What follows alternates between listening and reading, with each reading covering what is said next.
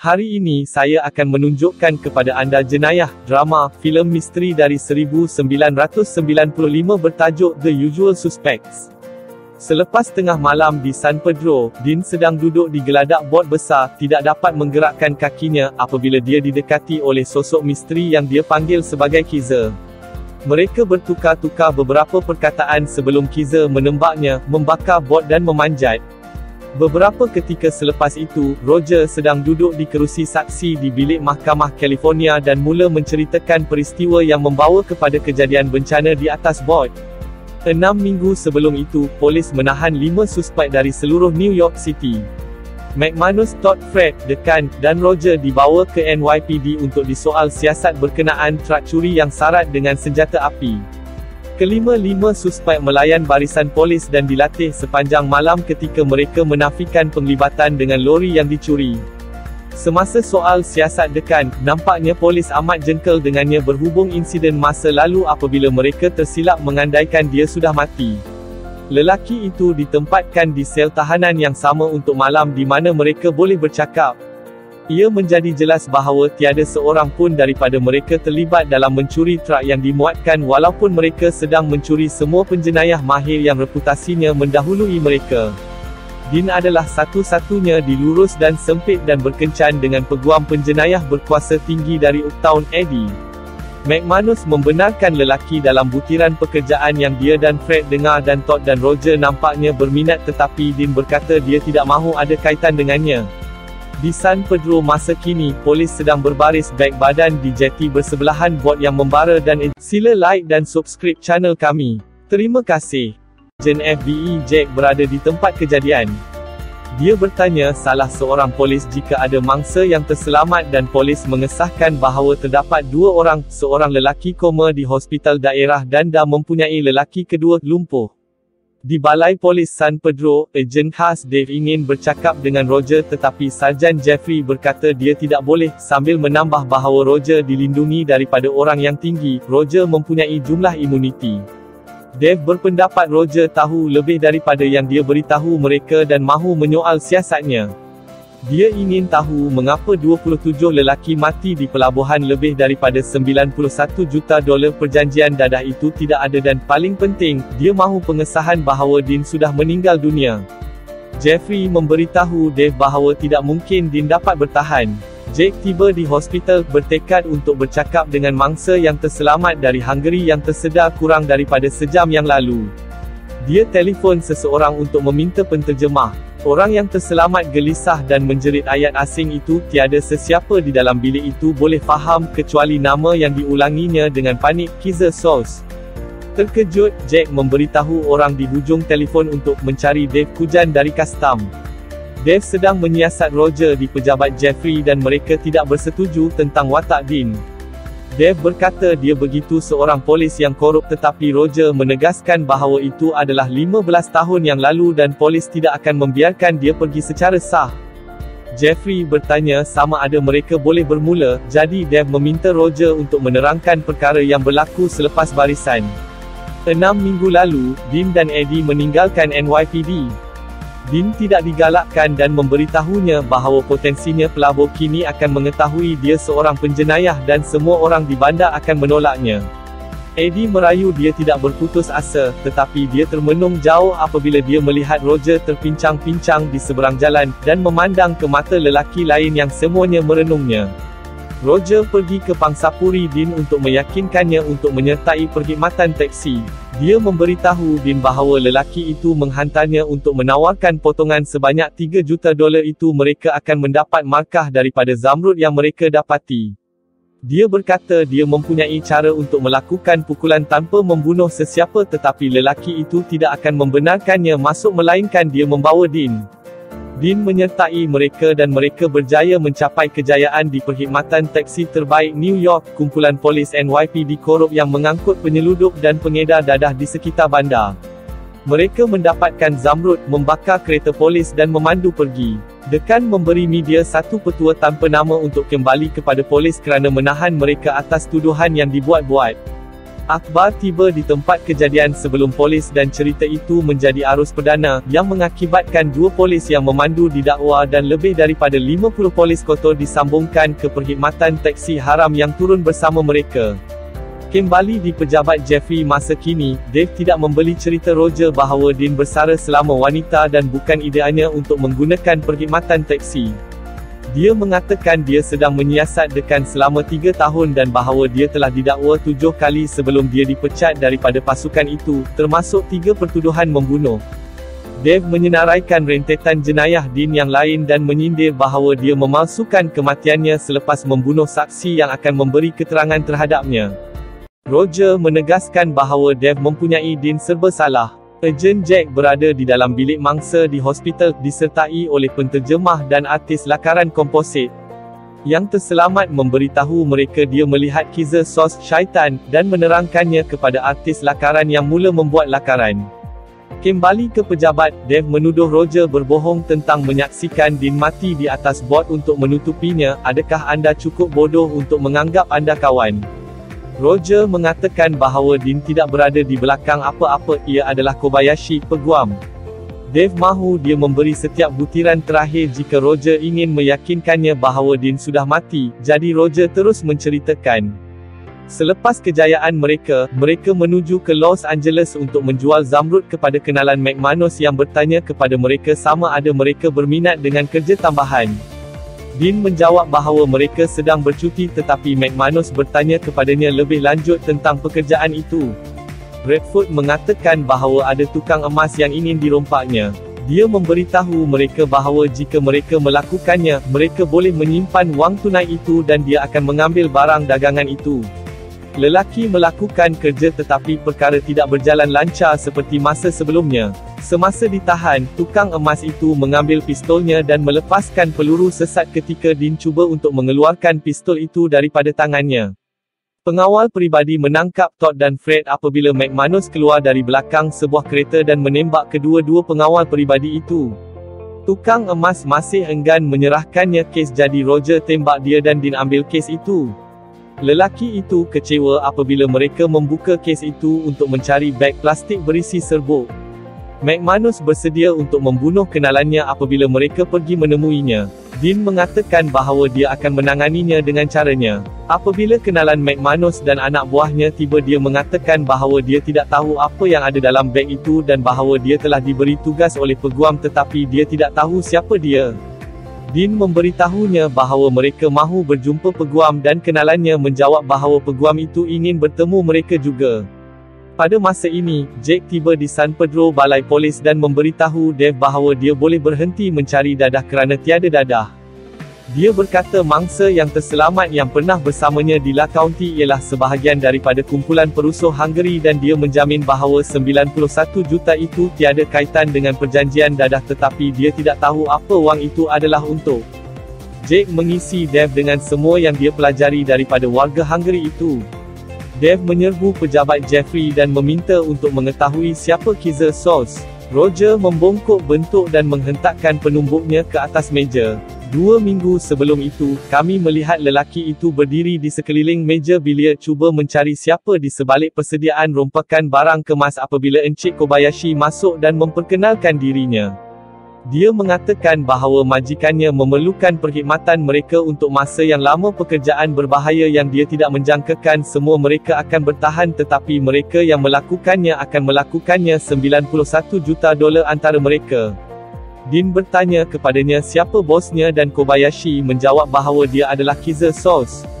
Lelaki itu terkejut apabila mendengar namanya, semua kecuali Roger yang bertanya siapa Kaiser. Kobayashi menjelaskan bahawa ini bukan permintaan, ini adalah perintah. Dia memberitahu mereka bahawa mereka semua telah mencuri daripada Kaiser pada masa lalu dan satu-satunya sebab mereka masih hidup adalah kerana mereka tidak sedar daripada siapa mereka curi, tetapi mereka masih berhutang kepadanya. Kobayashi memeras ugut anak kapal dengan pembunuhan tukang emas. Dia memberitahu mereka apa kerja itu. Kaiser mahu mereka menghentikan dadah perjanjian bernilai $91 juta daripada berlaku dengan memusnahkan semua dadah di atas bot. Kobayashi memberi mereka beg bimbit dan pergi. Dean membuka kes itu untuk mencari peta bot dan sampul surat untuk setiap satu daripadanya. Mereka membuka sampul surat mereka dan menyelak mengenai kandungan, rekod kehidupan mereka dan semua orang yang mereka kenali, sehingga ke butiran terakhir. Mereka bertukar-tukar teori tentang perkara yang boleh berlaku. Dean berpendapat bahawa Kiza adalah mimpi buruk. Fred berpendapat dia boleh sah, dan Todd bimbang bahawa Kobayashi ialah LAPD dan ia adalah persediaan. Roger bertanya kepada mereka sekali lagi, siapa Kiza Source? Pada masa kini di pejabat Jeffrey, Dave sedang mendengar dengan teliti semasa Roger memberitahu legenda Kiza Source, bahawa helah yang paling hebat syaitan yang pernah ditarik meyakinkan dunia dia tidak wujud. Dia mengatakan bahawa lelaki itu memberitahunya banyak cerita tetapi yang dia percaya ialah tempat Kiza pulang ke rumah untuk mencari geng di sana telah mencabul isterinya dan mengganas anak-anaknya. Mereka membunuh salah seorang anaknya di hadapannya dan mengancam untuk meneruskan jika dia tidak memberikan mereka wilayahnya dan semua perniagaannya. Kiza terbunuh semua orang di dalam bilik, termasuk keluarganya, tetapi biarkan seorang ahli kumpulan hidup untuk menceritakan kisah itu. Setelah keluarganya dikebumikan, Kiza mengejar perusuh itu dan membunuh ahli keluarga dan rakan mereka, membakar rumah dan kedai mereka, dan kemudian hilang, menjadi mitos. Dave memberitahu Roger bahawa jika Kiza Source adalah benar maka dia akan mencarinya dan Roger bersetuju. Dia berkata itulah sebabnya ada tekanan kepada polis untuk melepaskannya, kerana Kiza mahu tangkap dia saat dia keluar. Dave menukar subjek dan bertanya kepada Roger apa yang berlaku seterusnya. Roger mengatakan bahawa Fred pergi kerana dia tidak tahan dengan idea untuk bekerja Kiza, tetapi mereka mendapat panggilan daripada Kobayashi memberitahu mereka di mana mereka boleh menemui Fred. 2 minggu sebelum itu, lelaki itu menemui mayat Fred di pantai dan memutuskan untuk mengebumikannya. Mereka menyedari bahawa mereka tidak boleh lari daripada perkara ini dan menetapkan fikiran mereka untuk membunuh Kobayashi. Lelaki itu berada di sebuah bangunan pejabat, berpakaian seragam penyelenggaraan, apabila Kobayashi dan 2 pengawal peribadi masuk ke dalam lift. Apabila pintu ditutup, lampu padam dan McManus menembak kedua-duanya pengawal peribadi. Dia memberitahu Kobayashi untuk menolak 20. Di tingkat 20, Dean memberitahu Kobayashi bahawa jawapan mereka adalah tidak dan Kiza itu tidak benar. Dia memberi Kobayashi peluang terakhir untuk menghubungi seluruh tetapi dia menolak dan berkata Kiza tidak mengubah fikirannya setelah dibuat. Dia memberitahu mereka bahawa mereka tidak boleh mengancamnya dengan sesuatu yang lebih buruk daripada apa yang Kiza akan lakukan terhadapnya jika dia tidak melaksanakan perintahnya. McManus akan menembak Kobayashi apabila dia menyebut bahawa dia di sana untuk berurusan dengan Eddie, yang berada di tingkat atas. Lelaki itu mengikut Kobayashi ke pejabat di mana mereka melihat Eddie melalui tingkap kaca. Kobayashi menunjukkan pengiring di sebelahnya dan memberitahu mereka bahawa dia tidak pernah meninggalkan sisinya, membayangkan bahawa mereka boleh sampai ke Eddie bila-bila masa mereka mahu. Dia memberitahu mereka untuk berehat dan dia tidak mahu melihat mereka lagi, atau pengawal peribadi akan menjaga Eddie. Hari sudah siang dan kru sedang duduk sebuah kereta yang mengawasi pelabuhan, cuba merangka pelan yang boleh dilaksanakan yang tidak menyebabkan mereka semua terbunuh.